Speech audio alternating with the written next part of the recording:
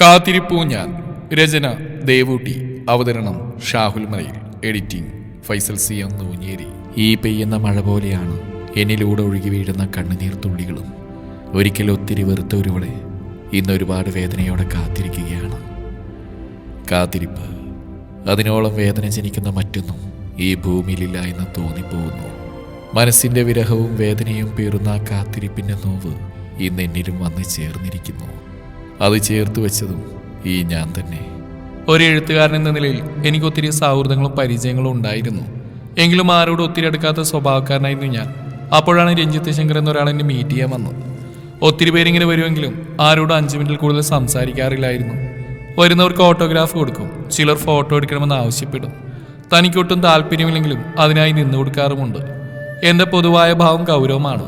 ഒട്ടും ചിരിക്കാറില്ല. അഥവാ ചിരിച്ചാലും മിതമായി മാത്രം. ആ രീതിയിൽ തന്നെയാണ് എൻ്റെ സംസാരവും. എല്ലാം മിതമായി മാത്രം. എഴുത്ത് ഇഷ്ടമായതുകൊണ്ടാണ് ഭാവിയിൽ അതൊരു പ്രൊഫഷനായി തിരഞ്ഞെടുത്തത്. അതിൽ ഞാൻ സന്തുഷ്ടനാണ്. രഞ്ജിത്ത് ശങ്കർ. ഞാൻ കണ്ടതിൽ വെച്ച് എനിക്കെന്തോ ഒരടുപ്പം തോന്നിയത് അവനോടാണ്. കാരണം പുള്ളിക്കാരൻ എന്നെ പോലെയാണ്, മിതഭാഷിയാണ്. അന്ന് ആദ്യമായി ഞാൻ സാധാരണ സംസാരിക്കുന്നതിൽ വരെ സംസാരിച്ചു. ഒടുവിൽ ഞങ്ങൾ പരസ്പരം നമ്പറുകൾ കൈമാറി. രഞ്ജിത്ത് നല്ലൊരു വ്യക്തിയാണ്. എന്നാൽ പുള്ളിക്കാരൻ്റെ കൂടെ വന്ന ആളെ എനിക്കൊട്ടും പിടിച്ചിരുന്നില്ല. നിലാശങ്കർ, അതായിരുന്നു അവളുടെ പേര്. രഞ്ജിത്തിൻ്റെ അനിയത്തി. ചേട്ടൻ്റെ സ്വഭാവത്തിന് നേരെ വിപരീത സ്വഭാവമുള്ള ഒരുവൾ. വാതോരാതെ ഒത്തിരി സംസാരിക്കുന്നവൾ. പുള്ളിക്കാരി രഞ്ജിത്തിൻ്റെ കൂടെ വന്നതാണ്. യാത്രകളെ ഒത്തിരി ഇഷ്ടപ്പെടുന്നവളാണെന്ന് ആദ്യ കാഴ്ചയിൽ തന്നെ മനസ്സിലായിരുന്നു. എനിക്കെന്തോ ഇങ്ങനെ ഒത്തിരി മിണ്ടുന്നവരെ ഒട്ടും ഇഷ്ടമല്ല, പ്രത്യേകിച്ച് ഇങ്ങനത്തെ പെൺകുട്ടികളെ. പുള്ളിക്കാരി എന്നോട് സംസാരിക്കുന്ന കാണുമ്പോൾ തോന്നും ഞാനും പുള്ളിക്കാരിയും തമ്മിൽ ഒത്തിരി നാളത്തെ പരിചയമുണ്ടെന്ന്. എനിക്കെന്തോ ആ പെൺകുട്ടിയുടെ സംസാരത്തിൽ അസ്വസ്ഥത പടർത്തിയിരുന്നു. ചിലപ്പോൾ പെൺകുട്ടികളോട് ഇങ്ങനെ സംസാരിച്ച് പരിചയമില്ലാത്തതുകൊണ്ടോ മിതഭാഷയായതുകൊണ്ടോ ആയിരിക്കാം. ഒടുവിൽ രഞ്ജിത്തിന് തന്നെ തോന്നിക്കാണും നിലയുടെ സംസാരങ്ങളിൽ ഇഷ്ടക്കേട് ഉണർത്തുന്നുണ്ടെന്ന്. അതിനാൽ രഞ്ജിത്ത് തന്നെ തൻ്റെ അനിയത്തിയുടെ ക്യാരക്ടറിനെ കുറിച്ച് പറഞ്ഞതും ആ പറഞ്ഞതിൽ നിന്നാണ് പുള്ളിക്കാരിക്ക് സംസാരിക്കാനും യാത്ര ചെയ്യാനും വായിക്കാനും ഇഷ്ടമാണെന്ന് മനസ്സിലായതും. ആ കണ്ടുമുട്ടലൊടുവിൽ നിലയുടെ ഫോണിൽ ഒരു ചിത്രമായി അവസാനിച്ചു. അന്ന് ആദ്യമായി ഞാൻ ഒരാളോട് മനസ്സോർന്ന് പുഞ്ചിരിച്ചു. അതായിരുന്നു രഞ്ജിത്ത്. പുള്ളിക്കാരിക്ക് മാത്രം പുഞ്ചിരി കൊടുത്തില്ലായിരുന്നു. കാരണം എനിക്ക് പുള്ളിക്കാരിയെ ഇഷ്ടപ്പെട്ടിരുന്നില്ല. പക്ഷെ ഞാൻ പുഞ്ചിരിച്ചില്ലെങ്കിലും അവൾ എന്നെ നോക്കി വിശാലമായി തന്നെ പുഞ്ചിരിച്ചിരുന്നു. ആ സംഭവം കഴിഞ്ഞ് കൃത്യം 3 മാസം കഴിഞ്ഞപ്പോഴാണ് എൻ്റെ പുതിയ പുസ്തകമായ നിലവിലെ താരം എന്ന പുസ്തകത്തിൻ്റെ പ്രകാശനം നടക്കുന്നത്. അന്ന് എന്നെ സംബന്ധിച്ച് ഒത്തിരി തിരക്കുള്ള ദിവസമായിരുന്നു. എല്ലാം കഴിഞ്ഞ് വീട്ടിലെത്തുമ്പോൾ ഒത്തിരി വൈകിയിരുന്നു. പിറ്റേന്ന് രാവിലെ ഉണർന്ന് സൂര്യ നമസ്കാരം ചെയ്ത് ഒരു കോഫിയും ഇട്ട് അത് ചുണ്ടോട് ചേർക്കുമ്പോഴാണ് പുറത്ത് കോളിംഗ് ബെല്ലടിക്കുന്ന ശബ്ദം കേൾക്കുന്നത്. വാതിൽ തുറന്നും കണ്ടു മുന്നിൽ നിൽക്കുന്ന പോസ്റ്റ്മാനെ. ഇവിടെ പതിവാണ്. എനിക്കുള്ള എഴുത്തുകളും പുസ്തകങ്ങളും ചില വായനക്കാരുടെ സ്നേഹ സമ്മാനങ്ങളും വരാറുണ്ട്. അന്നും പതിവ് പോലെ അവയെല്ലാം കൈപ്പറ്റി അകത്ത് കൊണ്ടുപോയി വെച്ച്. ദിവസങ്ങൾ വീണ്ടും ഓടിമറഞ്ഞുകൊണ്ടിരുന്നു. ഞാൻ എൻ്റെ അടുത്ത കഥക്കുള്ള പണിപ്പുരയിലാണ്. ഒരു തീം മനസ്സിൽ വന്നിട്ടുണ്ട്. അത് എഴുതി തുടങ്ങണം. കുറച്ച് എഴുതിയപ്പോഴേ എനിക്ക് മടുത്തിരുന്നു.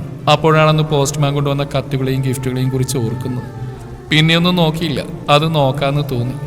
വന്നെല്ലാം നോക്കിയും വായിച്ചും കഴിഞ്ഞപ്പോഴാണ് ഒരു നീല കവർ ശ്രദ്ധയിൽപ്പെടുന്നത്. അതിൽ നിലാശങ്കർ എന്ന് വലുതാക്കി എഴുതിയിട്ടുണ്ട്. എന്തോ അത് കണ്ടപ്പോൾ എനിക്ക് ദേഷ്യമാണ് വന്നത്. ഇവളെന്തിന് എനിക്ക് എഴുതുന്നു എന്നാണ് ആദ്യം മനസ്സിൽ വന്ന് ഞാൻ ദേഷ്യത്തോടെ വലിച്ചെറിഞ്ഞു. എന്തോ അവിടെ എഴുത്ത് കണ്ടതിൽ പിന്നെ അന്നത്തെ ദിവസം ഞാനൊന്നും എഴുതിയില്ല. പിന്നെയും ദിവസങ്ങൾ കടന്നുപോയി. ഞാൻ എൻ്റെ പുതിയ പുസ്തകത്തിന് വേണ്ടി എഴുതിക്കൊണ്ടിരുന്നു. അങ്ങനെ ദിവസം വീട്ടിലെ മേശവലിപ്പ് ധൃതിയിൽ വലിച്ചതും അതിനുള്ളിലെ സാധനങ്ങളെല്ലാം താഴെ വീണതും ഒന്നിച്ചായിരുന്നു. ഒടുവിൽ അതൊക്കെ പാടെ വാരിക്കൂട്ടി തിരികെ വയ്ക്കുമ്പോഴാണ് നീല അന്നയച്ച കത്ത് കാണുന്നതും. ഒടുവിൽ മനസ്സോടെ തുറന്നു നോക്കി. അതിലിങ്ങനെ എഴുതിയിരുന്നു: ഓയ് എഴുത്തുകാരാ, എന്നെ ഓർക്കുന്നുണ്ടോ? ഇറ്റ്സ് മീ നീല. ദേവിൻ്റെ അകതാരം എന്ന പുസ്തകം വായിച്ചു. It's amazing. എന്തൊരു ഫീലാണ്. ഒത്തിരി ഇഷ്ടപ്പെട്ടു. ഇനി ഒരുപാട് എഴുതണം ദേവ്.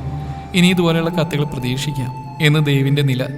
ആ കത്ത് വായിച്ചു കഴിഞ്ഞത് മനസ്സുവല്ലാതെ അസ്വസ്ഥമാവാൻ തുടങ്ങിയിരുന്നു. ഞാൻ ആ കത്ത് ദേഷ്യത്തോടെ വലിച്ചെറിഞ്ഞു. തനിക്ക് ആദ്യമായിട്ടാണ് ഇത്തരമൊരു കത്ത് ലഭിക്കുന്നത്. ഈ ടെക്നോളജിയുടെ കാലഘട്ടത്തിൽ എല്ലാവരും സോഷ്യൽ മീഡിയ വഴി മെസ്സേജ് അയക്കുന്നു. അപ്പോഴാണ് അവിടെ ഒരു കത്ത്. അതെല്ലാം പോട്ടെ, അതൊക്കെ ഓരോരുത്തരുടെ വ്യക്തിപരമായ ഇഷ്ടങ്ങളല്ലേ. അവസാനം അവൾ എന്തിനാണ് ദേവിൻ്റെ നില എന്ന് ചേർത്ത്? വല്ലാതെ ദേഷ്യം വരുന്നുണ്ട്. ദേഷ്യം കൂടി വന്ന് പുറത്ത് ഗാർഡനിലെ മരത്തിട്ടയിൽ കണ്ണുകൾ അടച്ചിരുന്നു. അങ്ങനെ കുറച്ചേരം ഇരുന്നപ്പോൾ മനസ്സൊന്ന് റിലാക്സ് ആയി. പിന്നീട് ആ കാര്യത്തെക്കുറിച്ച് ഓർത്തിട്ടേ ഇല്ല. രാത്രി ഭക്ഷണം കഴിച്ച് വീണ്ടും എഴുതി തുടങ്ങി. ദിവസങ്ങൾ കടന്നുപോയിക്കൊണ്ടിരുന്നു. ഇന്ന് രാവിലത്തെ കോഫി ചുണ്ടോട് അടുപ്പിക്കുമ്പോഴാണ് പോസ്റ്റ്മാൻ വീണ്ടും വരുന്നു, കത്തുകൾ തരുന്നു, സൈൻ ചെയ്ത എഴുത്തുകളെല്ലാം കൈപ്പറ്റുന്നു. കത്തുകളെല്ലാം മേശപ്പുറത്ത് വെക്കുമ്പോഴാണ് വീണ്ടും ഒരു നീലക്കവറിന് മുകളിൽ നിലാശങ്കർ എന്നെഴുതിയ പേര് കാണുന്നത്. അത് കണ്ടതും എന്നിൽ ദേഷ്യം വന്ന് നിറഞ്ഞത് ഒന്നിച്ചായിരുന്നു. ഇത് വല്ലാത്ത ശല്യായല്ലോ, ഇവളെന്തിന് എനിക്കിങ്ങനെ കത്തുകൾ എഴുതുന്നത്? അതും പറഞ്ഞ് ഞാൻ ആ കത്ത് വലിച്ചെടുത്ത് തുറന്ന് വായിച്ചു. ദേവ് എവിടെയാണോ? തൻ്റെ അടുത്ത പുസ്തകം എപ്പോഴാണോ പ്രകാശനം ചെയ്യുന്നത്? അതിനെ കാത്തിരിക്കാൻ ഞാൻ. തൻ്റെ എഴുത്തിലെ വരികളിലെ വിസ്മയം, ഞാൻ എന്താ പറയാ, വല്ലാത്തൊരു ഫീലാടോ. പിന്നെ ഇടയ്ക്ക് കത്തി ഇങ്ങോട്ടും അയക്കാട്ടോ, അയക്കില്ലേ ദേവ് എന്ന് ദേവിൻ്റെ നില. ഇവളെ കൊണ്ട് വല്ലാത്ത എട്ടങ്ങാറായിക്കൊണ്ടിരിക്കുക. മനുഷ്യൻ്റെ സ്വസ്ഥത നശിപ്പിക്കുക ഓരോരുത്തരെ ഇറങ്ങിക്കോളും. ഇനി ഞാൻ അവൾക്ക് കത്തയക്കണം പോലും, എനിക്ക് അതല്ലേ പണി. അല്ലെങ്കിലും ഞാൻ എന്തിനതൊക്കെ ആലോചിച്ച് വെറുതെ ടെൻഷനാവുന്നു. അവളെന്തെങ്കിലും കാണിക്കട്ടെ. ദിവസങ്ങൾ വീണ്ടും ഓടി മറിഞ്ഞുകൊണ്ടിരുന്നു. നിലയുടെ കത്തുകൾ എല്ലാ മാസവും വരാൻ തുടങ്ങി. എല്ലാ കത്തിലും എൻ്റെ വിശേഷങ്ങൾ തിരക്കാറുണ്ട്. ഒത്തിരി എഴുതണം ദേവെന്ന് പറയുമായിരുന്നു. അത് അവസാനിക്കുന്നത് എന്ന് ദേവിൻ്റെ നില എന്ന വാചകത്തോടെയുമായിരുന്നു. പിന്നീടും ഒത്തിരി കത്തുകൾ എന്നെ തേടി വന്നുകൊണ്ടിരുന്നു. ഇപ്പോൾ സാഹിത്യ രൂപത്തിലാണ് എഴുത്ത്. അതിൽ നിന്നും മനസ്സിലായി അവൾ എഴുതുമെന്ന്. എന്തോ അതൊക്കെ വായിക്കുമ്പോൾ ഇപ്പോൾ ദേഷ്യമാറി ചെറിയൊരു പുഞ്ചിരി എൻ്റെ ചുണ്ടിൽ സ്ഥാനം പിടിക്കാറുണ്ട്. ഈ മാസത്തെ കത്തിൽ അവൾ എഴുതിയ വരികൾ എനിക്ക് ഒത്തിരി ഇഷ്ടപ്പെട്ടിരുന്നു. മായുന്ന സൂര്യൻ്റെ ചെറുചുവപ്പിൻ നാളം എന്നിലെ മനസ്സിലെ കുളിരായി മാറിയത് എപ്പോഴാണ്? നീ എന്നിൽ പതിക്കുന്ന ചൂടെനിക്ക് നിശ്വാസമായി മാറിടുന്നു. നിന്നിലെ അഴകിനോടാണ് എനിക്കിന്ന് പ്രണയവും എന്ന് ദേവിൻ്റെ നില. പിന്നെയും ഒത്തിരി കത്തുകൾ എന്നെ തേടിയെത്തിക്കൊണ്ടിരുന്നു. എല്ലാം ഒരു ചെറു പുഞ്ചിരിയോടെ ഞാനും വായിക്കുമായിരുന്നു. ഇന്നെന്നിലെ ദേഷ്യമെന്ന വികാരത്തെ മാറ്റി അവിടെ പുഞ്ചിരി നിറച്ച പെൺകുട്ടി നിലാശങ്കർ. അവൾ എനിക്കൊരു അത്ഭുതമായിരുന്നു. ഞാൻ ഒരിക്കൽ പോലും അവൾക്കായി ഒരു മറുപടി കത്ത് പോലും എഴുതിയിട്ടില്ല. എന്നിട്ടും ഒരു പരാതിയും കൂടാതെ അവൾ ഇന്ന് എനിക്ക് വേണ്ടി കത്തുകൾ എഴുതിക്കൊണ്ടിരിക്കുന്നു. നാളുകൾ വീണ്ടും ഓടിമറഞ്ഞു. നിലയുടെ കത്തുകൾ പിന്നീട് വരാതെയായി. എന്നിൽ എന്തിനോ വേണ്ടി ഒരു അസ്വസ്ഥതയും സങ്കടവും സ്ഥാനം പിടിച്ചു. അവൾക്ക് എന്തു പറ്റിയെന്നറിയാതെ എൻ്റെ ഉള്ളം പൊള്ളിപ്പിടഞ്ഞുകൊണ്ടിരുന്നു. ഒരു വേള അവൾ എനിക്കായി അയച്ച അവസാന കത്തിലെ വരികൾ ഞാൻ ഒന്നുകൂടെ എടുത്ത് വായിച്ചു. മൗനം അതൊരു വല്ലാത്ത നോവാണ്. എന്നിലെ അത്തരങ്ങൾ മൊഴിയുന്ന അക്ഷരങ്ങൾ ഇന്നില്ലാതായിരിക്കുന്നു. അവ എവിടെയോ പോയി മറഞ്ഞുപോയി. ഇനിയൊരു തിരിച്ചുവരവ് അവയ്ക്കുണ്ടാകുമോ അറിയില്ല.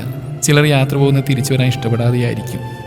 എന്നിൽ നിന്നും പൊഴിഞ്ഞു പോയ അക്ഷരങ്ങളും മൗനയാത്ര പോയി കാണും എന്ന് ദേവിൻ്റെ നില. ആ വരികൾ വായിച്ചതും എൻ്റെ ഉള്ളിലൂടെ ഒരു മിന്നൽ പിളർപ്പ് വന്ന് നിറഞ്ഞു. എൻ്റെ കണ്ണുകൾ നിറഞ്ഞൊഴുകിക്കൊണ്ടിരുന്നു. ആ കത്തി ഞാൻ നെഞ്ചോട് ചേർത്ത് പിടിച്ച് നിലത്തേക്ക് ഊർന്നു വീണു. ഇന്ന് 2 വർഷങ്ങൾ കഴിഞ്ഞിരിക്കുന്നു. ഈ 2 വർഷ കാലയളവിലും നിലയെ ഓർക്കാത്തോ അന്വേഷിക്കാത്തതുമായ ഒരു ദിനം പോലും എന്നിൽ കടന്നുപോയിട്ടില്ല. അന്ന് രഞ്ജിത്ത് എന്ന നമ്പറിൽ അന്വേഷിച്ചെങ്കിലും ആ നമ്പർ ഇപ്പോൾ വേറെ ആരെയാണ് ഉപയോഗിക്കുന്നത്. നിലയുടെ കത്തിലെ അഡ്രസ്സിൽ തിരഞ്ഞെന്നെങ്കിലും അവർ താമസം മാറിപ്പോയിട്ട് 1 വർഷത്തിലേറെയായി. എങ്കിലും എൻ്റെ നിലയ്ക്ക് വേണ്ടിയുള്ള അന്വേഷണം ഞാൻ ഇന്നും തുടർന്നുകൊണ്ടിരിക്കുന്നു. ഇന്നെൻ്റെ പുതിയ പുസ്തകത്തിൻ്റെ പ്രകാശനമാണ്. ഈ പുസ്തകം അവൾക്ക് വേണ്ടിയാണ് ഞാൻ എഴുതിയത്. ഒരിക്കൽ പോലും ഒരു മറുപടി കത്ത് പോലും എഴുതാത്ത ഞാനിന്ന് അവൾക്കായി എഴുതിയ വലിയൊരു കത്താണ് ഈ പുസ്തകം. നില, നിന്നില. ഇതിലെ ഓരോ വരികളും എൻ്റെ മനസ്സാണ്, ഹൃദയത്തിൻ്റെ വിങ്ങലാണ്. പുസ്തകത്തിൻ്റെ അവസാനം ദേവിൻ്റെ നില എന്നുകൂടെ ചേർത്തിരുന്നു. ഈ പേരിലെങ്കിലും ഞങ്ങൾ ഒന്നിക്കട്ടെ. നില, കാത്തിരിക്കുകയാണ് പെണ്ണെ. നിന്റെ കൈപ്പടയിൽ തീർത്തൊരു കത്തിനായി. എന്നിൽ പ്രതീക്ഷ നിറയ്ക്കുന്നതും ആ കത്തിനായിട്ടുള്ള കാത്തിരിപ്പാണ് എന്ന് ദേവിൻ്റെ നില.